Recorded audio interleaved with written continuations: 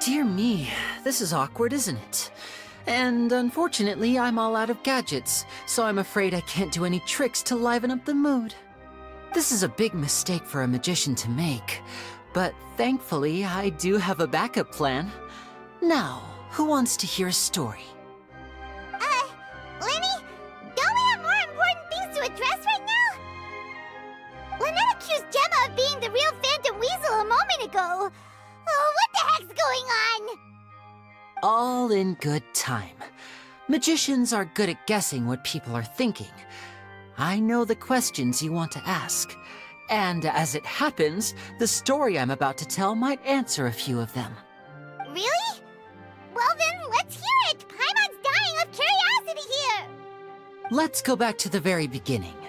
A decade ago, when the Phantom Weasel was terrorizing the court of Fontaine. She never missed a target, never left a trace, and no treasure was safe from her thieving hands. But as her infamy grew, so did the readiness of the police, and her opportunities to act became ever fewer. Every day, she ran the risk of being exposed for who she was. Of course, she could not simply take this lying down, and before long, she found her ticket to freedom.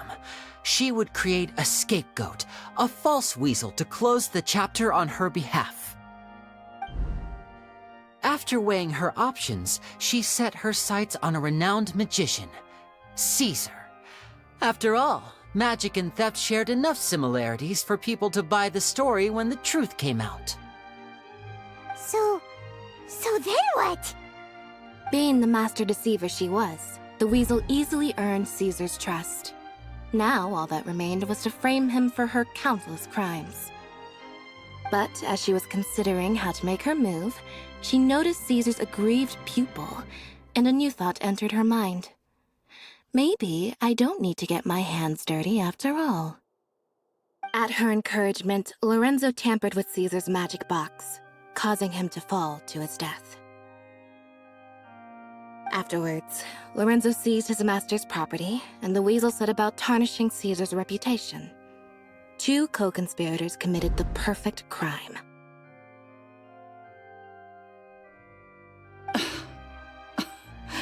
I've got to hand it to you.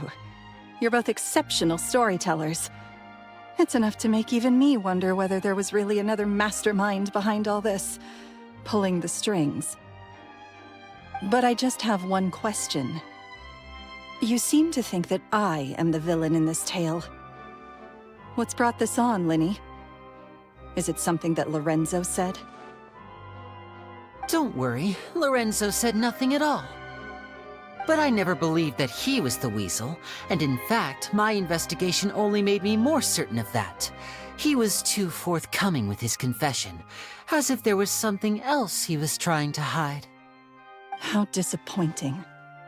So you'd sooner trust Lorenzo than me, even without a shred of evidence?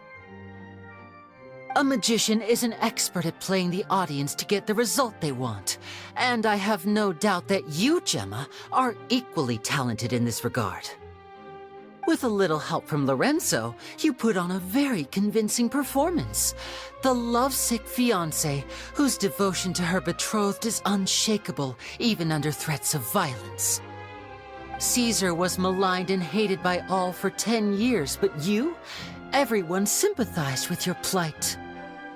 Who would suspect for 1 second that the lovely young lady always seen weeping in front of Caesar's grave was actually the mastermind behind his demise? No, not that poor lady. Perish the thought. Wait, so you mean the whole intimidation thing was just a hoax? Gemma and Lorenzo were both in on it? But why would Lorenzo agree to that? And why didn't he sell her out even at the end instead of admitting to being the weasel himself? Yes, why indeed? Maybe Gemma herself could enlighten us on that question. Well, Linny, if you're so confident in your version of events, then I think the answer should be obvious. Having killed Caesar with his own hands, Lorenzo was plagued by overwhelming guilt. Revealing the Phantom Weasel's true identity would serve no purpose. But If the weasel remained free, then she could take care of Lorenzo's loved ones. An excellent answer, though sadly a little dull. Is that right? Well, don't let me bore you. If you'd care to change the topic to something more interesting, I'd be much obliged. As a matter of fact, there's one thing I'd really like to understand. Why would the real weasel have targeted things that only have value to other people? Could you shed any light on that? Of course. After all, we're just telling stories here, aren't we? If I had to guess, I would say that the real weasel must have had a terrible childhood. Left to fend for herself after her parents died young. Betrayed, scorned, beaten. She'd scrounge waste paper from garbage bins to draw on, using twigs and dirt for lack of ink and pen. She'd sew ugly rag dolls from whatever scrap material she could get her hands on. This was her only source of happiness in life. But it was all she needed, and she was content. Until the world decided that even this was too good for her. Once again, she was betrayed. And this time, everything was taken from her. She felt like life was a miry pit that dragged her further down the more she struggled to escape. This was a fate too cruel for anyone to bear. Her pain became a breeding ground for dark thoughts. Thoughts which festered and grew into a twisted solution to her troubles. I detest the happiness of others, in all its forms alike. I will rob them of everything they hold to be good and true, and it will fill the void in my soul. That's some pretty heavy stuff. Now it all makes sense. Does this story satisfy you, Linny? Yes, it is quite to my tastes. Thank you for helping to clear up my confusion. Huh. That's right. What drove you to write that letter, Gemma? What were you trying to achieve there? Because without that, none of this would have ever come to light. She didn't write the letter. After 10 long years, I'd hoped that the Phantom Weasel would be consigned to the history books by now. But it seems like someone still wasn't ready to let her finally be at peace. Linny. Or should I call you the Phantom Copycat now? You were the one who posted that letter outside the Opera House. But why? Very sharp, Phantom Weasel. Still as shrewd as ever. Well, no need for me to be coy about it. Our goal was to clear Caesar's name. The most straightforward way to change the public's impression of Caesar was to force the Weasel to show themselves. That's it? You had no other agenda? Of course we did. We made it quite clear in the letter, I believe. I shall take from you that which you hold most dear, just as you did to me 10 years ago. 10 years ago? You mean Caesar's death? You met him? Wait. Oh, I get it. You were those two obnoxious kids. It's been so long, and you're all grown up now. I didn't recognize you. He taught you magic back then, didn't he? For what, 10 days or something? And you went to all this trouble. Why? Because you feel like you still owe him something? We remember all our debts, however great or small. 10 years ago, Caesar's reputation was torn to shreds, and his legacy was thrown out. 10 years on, and no one cares what the truth is anymore. But we did not forget, and so we came to find you. And? What exactly did you take from me? I'm still standing, as you can see. Lorenzo has admitted to everything. I'm free. Free? Do you really think so? Caesar once told me that even though the world is filled with lies and falsehoods, we must find our own truth. I think that applies to you too. Truth can take many forms. Prized possessions with nostalgic value, fervent hopes and dreams, and irreplaceable people. Life took many things from you, and those wounds never healed.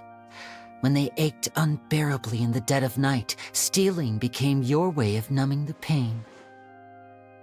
What are you trying to say? I'm saying that for the last 10 years, you've been living a rather uneventful life. Perhaps that's because you found something other than a life of crime to fill the hole? Back to Lorenzo for a second. He murdered his own master, played along with your act, and took pains to make sure any suspicion would be directed towards him. But what did he have to gain from all that? He knew who you were and the things you'd done, and despite that, he was willing to give everything up for your sake.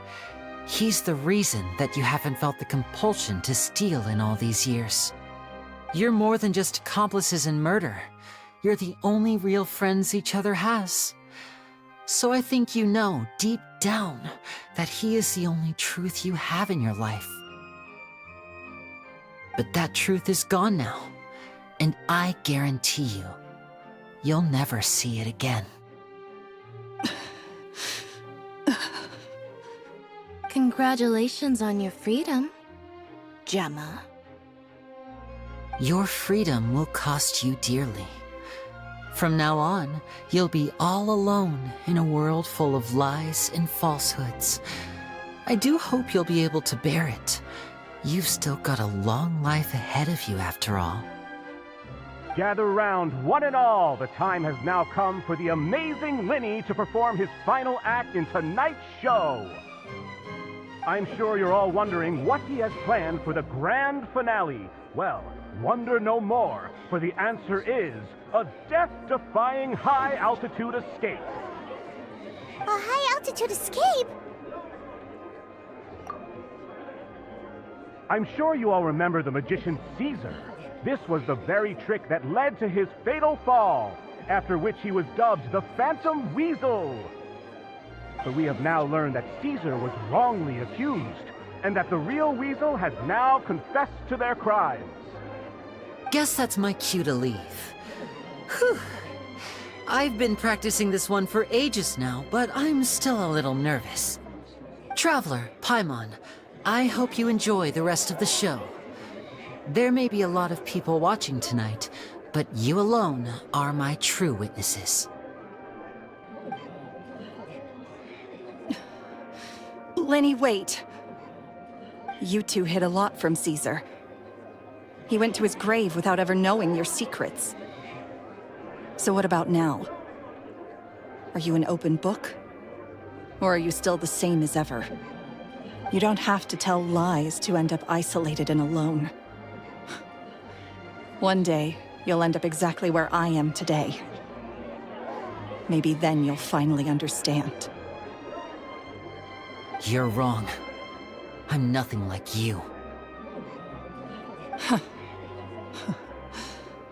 So, what are we, doing now? Like Linny said, when you're ready, let's head outside and watch the show. But what about Gemma? She'll figure out what's best for her soon enough. Oh, and if you'd like to see Linny after the show, you know where he'll be. The usual haunt. All right.